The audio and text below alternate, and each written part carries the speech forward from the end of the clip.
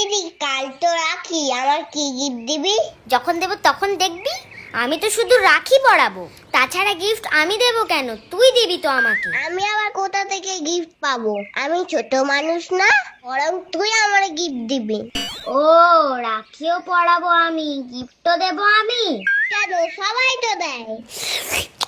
আর কি গিফট দিবি বলতো? দোতলা স্কেল বক্স, একদিকে পেন্সিল থাকবে, রবার থাকবে আর পেন থাকবে। বক্সের উপরে শার্পনারও থাকবে আর একটা লাইটও থাকবে। লাইটটা যেন আবার জ্বলে। আর এমন ভাবে গিফটটা দিবি না আমি জানতেই না পারি, আমি যেন সারপ্রাইজ হয়ে যাই। হ্যাঁ, এ কি আবার সারপ্রাইজ?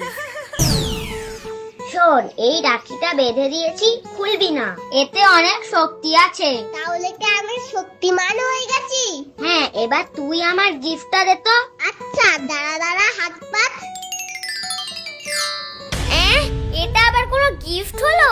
লাগবে না আমার এই গিফট, তোর গিফট তুই রাখ। তুই জানিস কাল থেকে না খেয়ে আমি তোর জন্য রেখে দিয়েছিলাম, তুই এরকম করলি তো, দে তোর আর খেতে হবে না, এবার আমার গিফটটা দে। একটা ছোট লজেন দিয়ে আবার ভালো গিফট চাইছি। এই গিফটটা আমার, আমি আর তোর দেবো না, তুই তোর পছন্দের লজেন খাগে যা। না, তুই আমার জন্য এনেছিস, আমাকেই দিবি। না, আমি দেবো না, এটা আমি পছন্দ করেছি, এটা আমার গিফট। দিবি না